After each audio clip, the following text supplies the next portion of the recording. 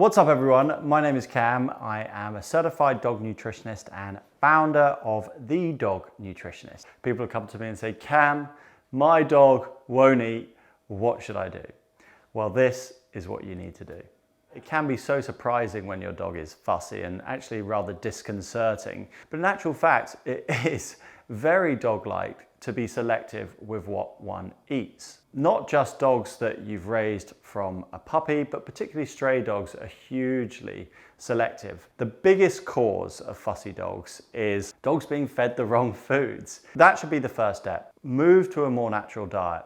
If you're a mammal, evolved to eat a range of fresh foods, and you're being fed the same dry or wet in processed food every single day, it's going to be boring. They're not inclined to eat it. Step 2, make a recipe out of the ingredients your dog eats. Now, quickly, I want to say that doesn't mean pander to your dog's fussiness. To get them to eat, let's start by making a fresh food recipe from ingredients that they like. Let's remove the excuses. Once you've done that, you have to look at feeding frequency and quantity of food. If you're feeding your dog too often, then they're just going to refuse a meal and wait for the next one. Small dogs, they can go one meal a day, perfectly healthy. It's the best, healthiest way to feed a dog. Move your dog to once a day, get them hungry, feed them the right things, then suddenly, wouldn't you know it, they stop being fussy. The last contributing factor to fussiness is food trauma.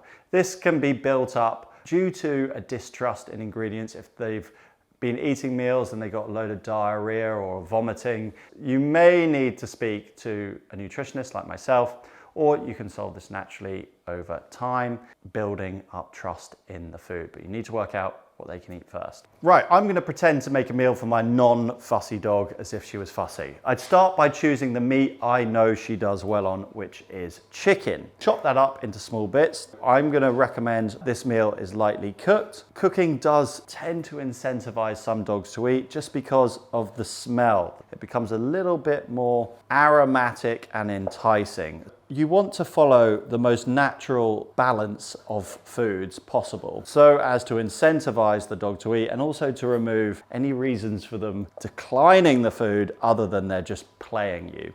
Once they know that you start changing their food, dogs will work you to get the foods that they want. But dogs are like kids. They don't know exactly what food they should be eating every single day. I am going to recommend there's about 60% meat in this food. 50% of that will come from this muscle meat, which is a lean meat.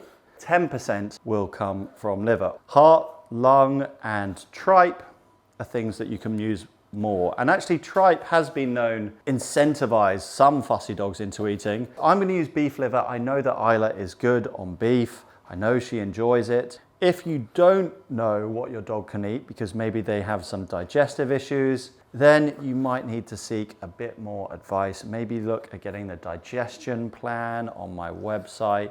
This also is not a complete recipe. It'll just be lacking calcium, and you can include eggshell or a raw bone in this recipe. I'm not going to do it today because I don't want to put too many different protein types in this meal. Yes, Isla likes eggs, but I just want to be sure that the food I'm giving her works for her. Having the mind of an owner with a fussy dog, stick to the things you know really work. Meat is ready. It's going to go onto the tray and put it in the oven. Some fussy dogs who have been fed wet or dried tin food, which is less natural, do well just moving straight onto raw food. Others are more incentivized by the aroma and need it cooked. So you can try either way. Long term, I always recommend aim to get your dog on a raw food diet, but cooked is still a super healthy option. They go without food for up to 3 days. That is when you can start to change what you give them. If they refuse it before that, you pick up the meal and you put it down 12 hours later until you can get them to eat, and then they will fold.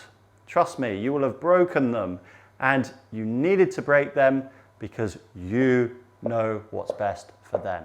Remember that when it comes to having a fussy dog. Right, now for the non-meats. I am going to use squash, which we're going to need to steam. Centimetre of water in this, chuck the squash in. Carbohydrates shouldn't make up more than 20% of your dog's meal. So if you're making a kilogram of food, that means 200 grams can come from steamed carbs. Whilst we've got the squash steaming, we are going to grate our vegetables. If you have a really small dog, fussiness and vegetables kind of are intertwined. Use a smaller grater as well. The thinner you grate them, the less they'll be picked out. This should be around 10% of the overall meal, or slightly less if your dog is small. That works out about 100 grams, or if you're doing it in pounds, 1.6 ounces. We are going to use the strawberry as well, so all of this can go in raw, it doesn't need to be cooked. If your dog's got a sensitive digestion, I would recommend you lightly steam the vegetables. Same pot as the squash, just 5 minutes before the end of the squash. Try to wash your fruits and veggies if you're not buying organic, just so you can rinse off some of the pesticides that are used. We know that they can contribute to health issues. We are going to add my supplement because it contains thyme and herbs that dogs would associate with human food cooking. It also contains a few other really healthy ingredients, which are just a great addition. We're not going to put too much in. If your dog is fussy, we're just going to put in half recommended amount, just enough to kind of incentivize them. Then we're going to give that a mix together. If you can't get the supplement, then I'd recommend using some fresh herbs if you have any in the garden. Just a few of those sprinkled on to get that smell into the food that's going to incentivize the dog to eat it. All right, now we're just going to mix everything up together. Get all the juices, then we put our non-meats. So this should be the meal that turns your dog to the good side. So once you've mixed it all up, you can portion it out into plastic containers, wait for it to cool so the plastic doesn't seep into the food, and then you can store it in the fridge for 5 days, or once defrosted and you've taken it out the freezer, it lasts for 5 days. This is the best of the best. There's no reason why your dog should be turning down this meal. Once you've got them engaged in proper fresh foods, then you start using the complete recipes that you can find on my YouTube channel and in the ultimate homemade dog food handbook.